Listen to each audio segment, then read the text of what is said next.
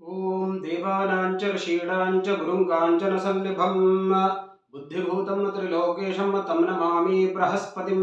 ಶ್ರೀ ಬೃಹಸ್ಪತಯೇ ನಮಃ. ಮೀನರಾಶಿಯ ವೀಕ್ಷಕರಿಗೆ ದತ್ತ ಚೈತನ್ಯ ಫೌಂಡೇಶನ್ಗೆ ಹಾರ್ದಿಕವಾದಂತಹ ಸ್ವಾಗತ, ನಮಸ್ಕಾರಗಳು. ವೀಕ್ಷಕರೇ, ತಾವೆಲ್ಲರೂ ನನ್ನ ಆರಾಧ್ಯ ದೈವವಾದಂತಹ ಗಣಗಾಪುರ ದತ್ತಾತ್ರೇಯ ಅನುಗ್ರಹದಿಂದ ಸುಖ ಸಂತೋಷವಾಗಿದ್ದೀರಿ. ನಿಮ್ಮ ಎಲ್ಲ ಕಷ್ಟಗಳು ಭಗವಂತನ ಅನುಗ್ರಹದಿಂದ ಖಂಡಿತವಾಗಿಯೂ ದೂರವಾಗುತ್ತೆ. ಮನಸ್ಸಿನಲ್ಲಿ ಧೈರ್ಯವನ್ನು ಇಟ್ಟುಕೊಳ್ಳಿ. ಸೊ ಇವತ್ತು ನಾವು ಮೀನರಾಶಿಯವರಿಗೆ ಜೂನ್ ತಿಂಗಳಲ್ಲಿ ಯಾವ ರೀತಿಯ ಒಂದು ಗ್ರಹಗಳ ಬದಲಾವಣೆ, ಅದರಿಂದ ನಿಮಗೆ ಅನುಕೂಲ ಎಷ್ಟು, ಅನಾನುಕೂಲತೆ ಎಷ್ಟು, ಇದೆಲ್ಲವನ್ನು ನೋಡ್ಕೊಳ್ತೇವೆ.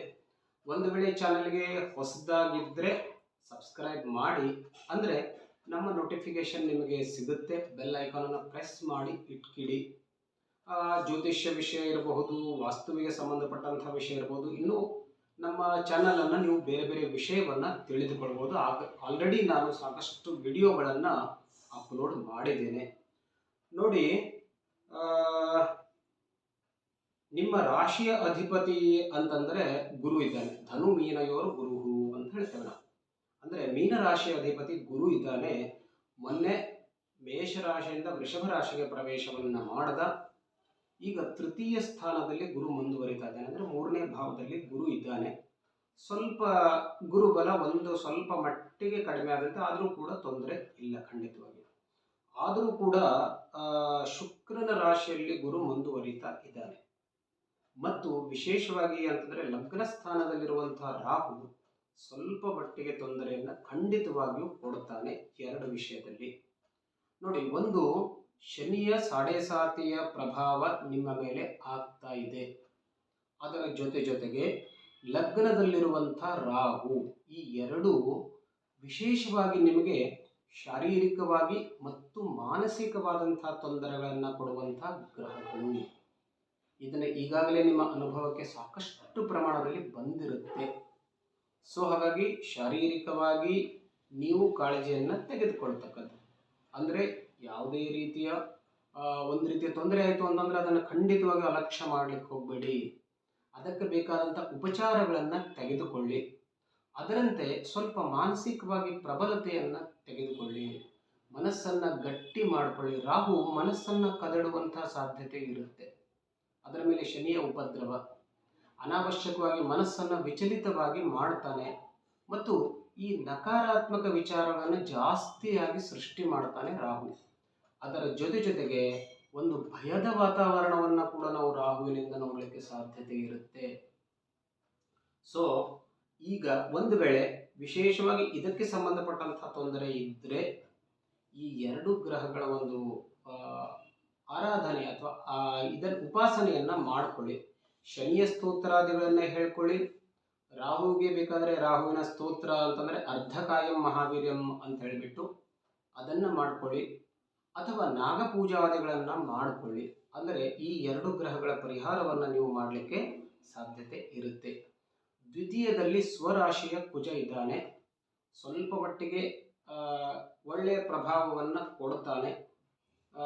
ಮನಸ್ಸನ್ನು ಗಟ್ಟಿಯಾಗಿ ಕೂಡ ಮಾಡ್ತಾನೆ. ಸ್ವಲ್ಪ ಅಂದರೆ ಜಗಳವಾಗದಂತೆ ನೋಡಿಕೊಳ್ಳಿ, ಇದು ಕೂಡ ನಿಮಗೆ ಒಳ್ಳೆಯದು. ಇನ್ನು ಈ 3 ಗ್ರಹಗಳು, ಒಂದು ರವಿ, ಬುಧ ಮತ್ತು ಶುಕ್ರ ತೃತೀಯ ಮತ್ತು ಚತುರ್ಥದ ಮೇಲೆ ಭ್ರಮಣವನ್ನು ಮಾಡ್ತಾ ಇದ್ದಾರೆ.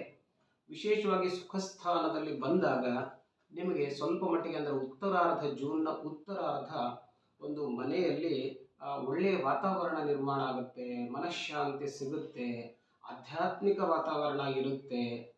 ಅಥವಾ ಮಕ್ಕಳು ಯಾವುದಾದ್ರೂ ಪರೀಕ್ಷೆಗೋ, ದೊಡ್ಡವರೇ ಇರಬಹುದು, ಯಾಕೆಂದರೆ ಚತುರ್ಥಾಧಿಪತಿ ಬುಧ ಇರೋದರಿಂದ, ಚತುರ್ಥದಲ್ಲಿ ಶುಕ್ರ ಇರೋದರಿಂದ, ರವಿ ಇರೋದರಿಂದ, ಸೊ ಪರೀಕ್ಷೆಯಲ್ಲೂ ಕೂಡ ನಿಮಗೆ ಒಳ್ಳೆಯ ಯಶಸ್ಸು ಸಿಗಲಿಕ್ಕೆ ಸಾಧ್ಯತೆ ಇರುತ್ತೆ. ಇನ್ನು ವ್ಯಯಸ್ಥಾನದಲ್ಲಿ ಶನಿ ಮುಂದುವರಿತಾ ಇದ್ದಾನೆ.